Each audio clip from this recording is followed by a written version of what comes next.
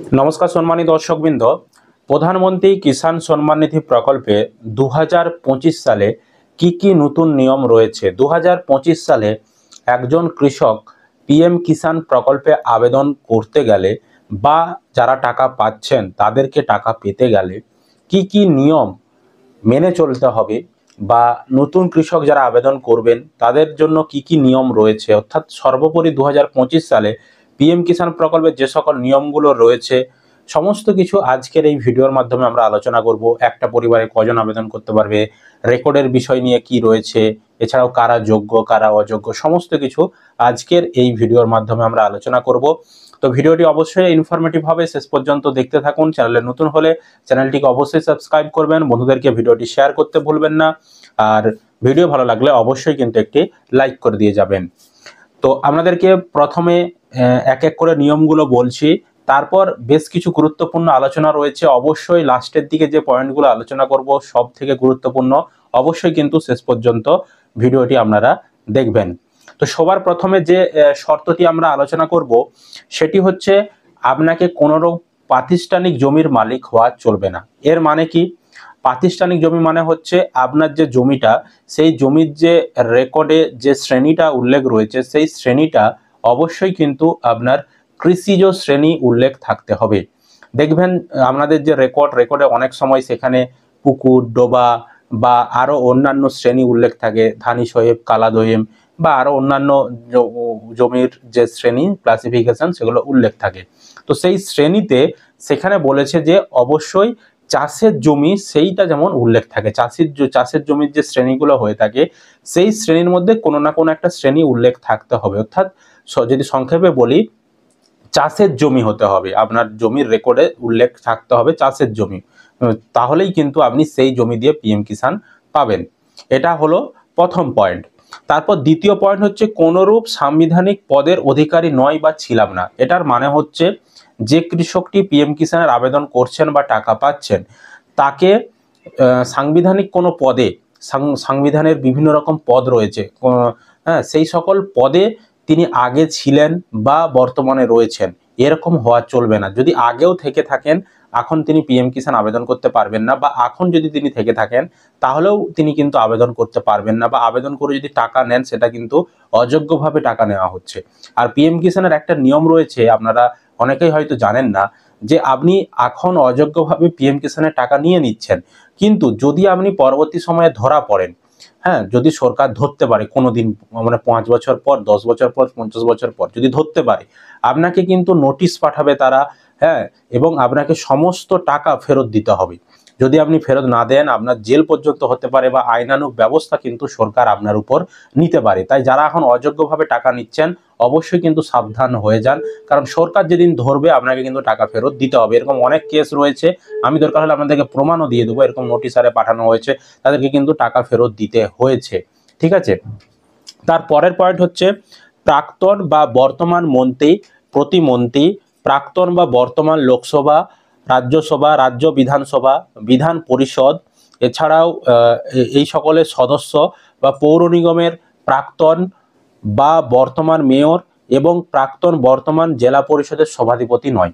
এই যে পদগুলো আমি বললাম, রাজনৈতিক পদ অনেক, তো এই সকল যে পদগুলো, এই সকল পদে আপনাকে থাকা চলবে না। যারা রয়েছে তারা পিএম কিষাণের টাকা পাবেন না।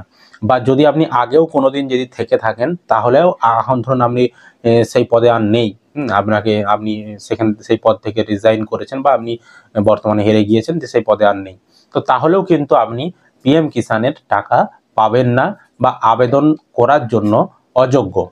তার পরের পয়েন্টে বলা হচ্ছে কেন্দ্রীয় সরকার বা রাজ্য সরকারের অধীনস্থ মন্ত্রণালয়, দপ্তর, বিভাগ, শাখা কার্যালয়, কেন্দ্রীয় বা রাজ্য সরকার অধীনস্থ উদ্যোগ বা সংযুক্ত দপ্তর বা স্বশাসিত সংস্থার ঠিকা বা নিয়মিত কর্মচারী, চতুর্থ শ্রেণী কর্মচারী ব্যতীত বা আধিকারিক নয়।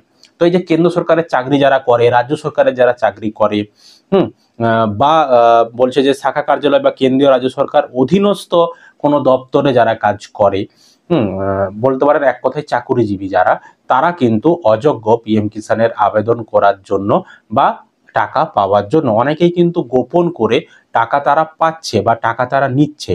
তো যারা নিচ্ছেন সাবধান হয়ে যান, যদি সরকার কোনোদিন ধরতে পারে সেদিন কিন্তু বিপদে পড়বেন আপনারা।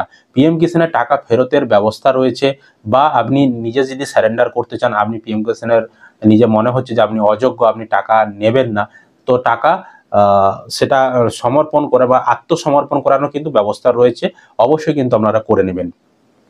আরেকটা জিনিস এখানে একটা উল্লেখ করা রয়েছে, চতুর্থ শ্রেণীর কর্মচারী ব্যতীত। চতুর্থ শ্রেণীর যারা কাজ করেন, চতুর্থ শ্রেণীর যে সকল কর্মচারী রয়েছেন রাজ্য সরকারের বা কেন্দ্র সরকারের, তারা কিন্তু পিএম কিষাণের টাকা পাওয়ার যোগ্য। ঠিক আছে, এটা কিন্তু পরিষ্কার নিয়মে উল্লেখ করা রয়েছে।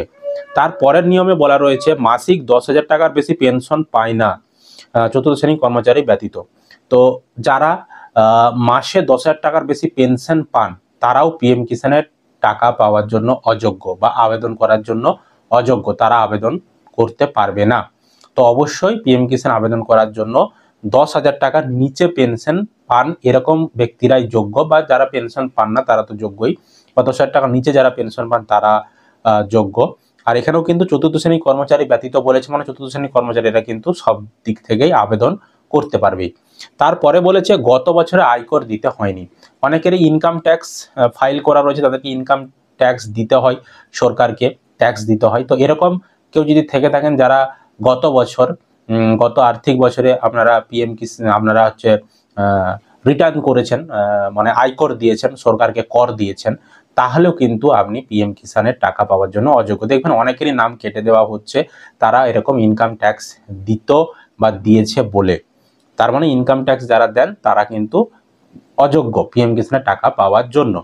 তারপরের নিয়ম বলা হয়েছে ডাক্তার, ইঞ্জিনিয়ার, আইনজীবী, চার্টার্ড অ্যাকাউন্টেন্ট অথবা আর্কিটেক্ট হিসাবে কোনো পেশাগত সংস্থার সঙ্গে নথিভুক্ত বা পেশাগতভাবে যুক্ত যারা, তারা কিন্তু কোনোভাবেই পিএম কিষাণের টাকা পাওয়ার জন্য যোগ্য নয়। মানে ডাক্তাররা আবেদন করতে পারবে না, ইঞ্জিনিয়ার, আইনজীবী, চার্টার্ড অ্যাকাউন্টেন্ট বা আর্কিটেক্ট, যে এই সকল পেশায় যারা যুক্ত, তারা কিন্তু পিএম কিষাণের আবেদন করতে পারবেন না।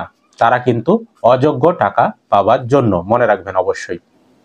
তারপরে বলেছে এই প্রকল্পে অন্তর্ভুক্ত নয় বা নয়, মানে আগে থেকে ধরুন আপনি অন্য কোনো ব্লকে পিএম কিষাণ আবেদন করেছেন এবং আপনি আবার অন্য একটা ব্লকে আবেদন করছেন, তাহলেও কিন্তু আপনি অযোগ্য, মনে রাখবেন। আপনি পিএম কিষাণের জন্য যে কোনো একটা ব্লকেই আবেদন করতে পারবেন। তারপরে বলেছে অন্য কোনো ব্লকে এই প্রকল্পে আবেদন করেনি, এটা তো আপনাদেরকে আমি বললাম যে অন্য কোনো ব্লকে যদি আবেদন করেন তাহলে কিন্তু হবে না, যে কোনো একটা ব্লকেই আপনাকে আবেদন করতে হবে।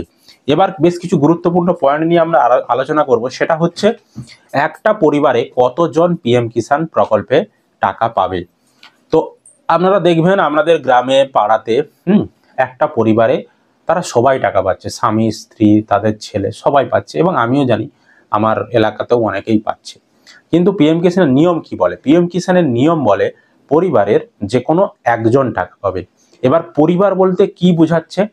পরিবার বলতে আপনার বাড়িতে স্বামী, স্ত্রী এবং মাইনর যে ছেলে মেয়েরা রয়েছে তাদেরকে নিয়ে একটা পরিবার বোঝাচ্ছে।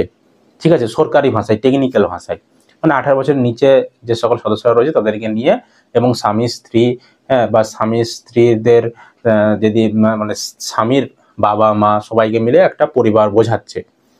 এবার যদি সরকারিভাবে আপনাদেরকে আমি বিষয়টা বোঝাই, তাহলে এখন কিন্তু রেশন কার্ড দেখছে, তার মানে রেশন কার্ড নিয়ে বিষয়টা বোঝাতে হবে যে একটা পরিবারে স্বামী স্ত্রী দুজনের মধ্যে যে কোনো একজন পিএম কিষাণ পাবে। স্বামী স্ত্রী দুজনের মধ্যে যে কোনো একজন পিএম কিষাণ পাবে। এবার ধরুন একটা পরিবারে রয়েছে শ্বশুর শাশুড়ি, স্বামী স্ত্রী এবং তাদের সন্তান। তার মানে শ্বশুর শাশুড়ির আন্ডারে আপনারা সবাই থাকেন, তাহলে কিন্তু একমাত্র শ্বশুরই কিন্তু তিনি পিএম কিষাণ পাবেন, বা একমাত্র শাশুড়ি কিন্তু পিএম কিষাণ পাবেন। কিন্তু শ্বশুর শাশুড়ি তারা রয়েছেন এবং তাদের নিচে যে হাজব্যান্ড ওয়াইফ রয়েছেন, তো তারা যদি নিজেরা আলাদা একটা ফ্যামিলি করে নেন, আলাদা ফ্যামিলি বলতে এখানে আলাদা থাকাকে বোঝাচ্ছে না, বা আলাদা খাবে সেটা বোঝাচ্ছে না। আলাদা বলতে এখানে আপনাকে কি করতে হবে, আপনার রেশন কার্ডটাকে সেপারেট করতে হবে, আলাদা ফ্যামিলি, রেশন কার্ডটাকে আলাদা করতে হবে।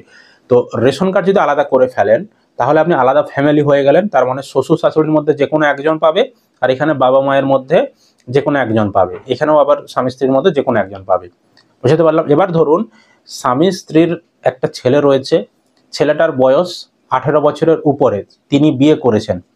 তো বিয়ে করার পর তো তিনি যদি তার রেশন কার্ডটাকে আবার আলাদা করে নিতে পারেন, আর একটা আলাদা ফ্যামিলি করে নিতে পারেন, তাহলে কিন্তু সেই ছেলেটাও যোগ্য। যদি একটা ফ্যামিলির মধ্যে থাকেন, রেশন কার্ডে যদি সব একটা ফ্যামিলিই উল্লেখ থাকে, তাহলে কিন্তু ওই রেশন কার্ডের আন্ডারের মধ্যে যে কোনো একজন পিএম কিষাণ পাবে। তার মানে আলাদা ফ্যামিলি করতে গেলে আগে রেশন কার্ডটাকে আলাদা করতে হবে, তবে আলাদা ফ্যামিলি আপনি হবেন, এবং সেক্ষেত্রে কিন্তু স্বামী স্ত্রীর মধ্যে একজন পাবে, এবং ছেলে যদি সেও আলাদা ফ্যামিলি করে নিতে পারে তাহলে ছেলেও কিন্তু পাবে। এটা হচ্ছে সরকারি নিয়মে বলছে। এবার কথা হচ্ছে রেকর্ড কত সালের লাগবে, এটা হচ্ছে সব থেকে ভাইটাল জিনিস। পিএম কিষানে অনেক আবেদন পড়ে রয়েছে, অ্যাপ্রুভড পাচ্ছে না, পেন্ডিং হয়ে রয়েছে।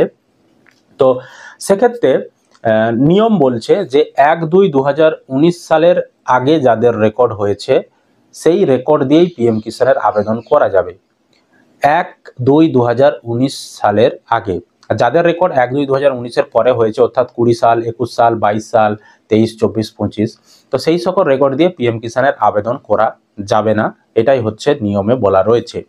তবে এই নিয়মের ক্ষেত্রেও একটা ফাঁক রয়েছে, ফাঁক বলা ভুল, মানে আরেকটা নিয়ম রয়েছে, সেটা হচ্ছে ধরুন বাবার নামে জমি ছিল, বাবা পিএম কিষাণ পাচ্ছিল, দিয়ে বাবা কোনো কারণবশত মারা গেছে।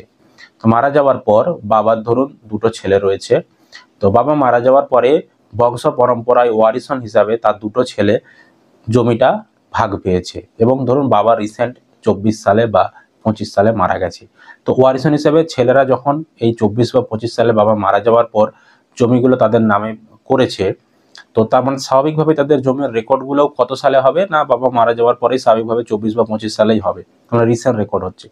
কিন্তু এই ক্ষেত্রে বলা হচ্ছে যেহেতু বাবা পিএম কিষাণ পাচ্ছিল, বাবা মারা গেছে, বাবার জমির ওয়ারিশন দিয়ে ছেলেরা করেছে, তার মানে ছেলেরাও কিন্তু টাকা পাওয়ার জন্য যোগ্য, যতই তাদের জমির রেকর্ড 24 সালে হোক বা 25 সালেই হোক বা 1-2-2019 সালের পরেই হোক, ছেলেরাও কিন্তু যোগ্য।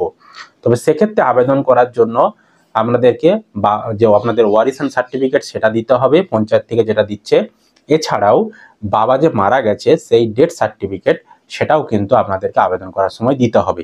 তবে অনেক ব্লক বলতে পারেন বা কৃষি অফিস বলতে পারেন এই নিয়মটাকে মানছে না, অনেক ব্লক মানছে আবার অনেক ব্লক মানছে না।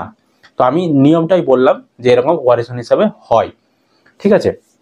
আর আরেকটা বিষয় হচ্ছে যে বয়স কত লাগতে হবে আবেদন করার জন্য। বয়স অবশ্যই 18 বছর হতে হবে একজন কৃষককে পিএম কিষানের টাকা পাওয়ার জন্য। 18 বছরের নিচে হলে আবেদন করা যাবে না। ছেলে মেয়ে যে কেউ টাকা পেতে পারে, তবে ওই যে বললাম পরিবারের বিষয়টা, পরিবারে একজনই টাকা পাবে।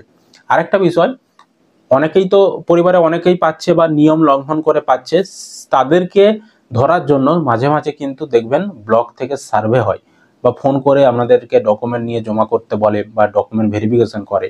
সেই সময় যে সকলকে ধরতে পারছে তাদের নাম কেটে দিচ্ছে, প্লাস তারা যত টাকা পিএম কিষানের পেয়েছে এতদিন সেই টাকাও কিন্তু ফেরত তাদের কাছ থেকে নেওয়া হচ্ছে। এটাই ছিল পিএম কিষানের আপডেট। তো আশা করি আপনারা ভিডিওটা বুঝতে পেরেছেন। যদি ভিডিও ভালো লেগে থাকে অবশ্যই কিন্তু একটি লাইক করবেন, বন্ধুদেরকে ভিডিওটি শেয়ার করতে ভুলবেন না, আর চ্যানেলে নতুন হলে চ্যানেলটিকে অবশ্যই সাবস্ক্রাইব করবেন। আর আপনারা কি নিয়ে ভিডিও দেখতে চাইছেন অবশ্যই কমেন্ট করবেন, আমরা সেই নিয়ে ভিডিও বানানোর চেষ্টা করব।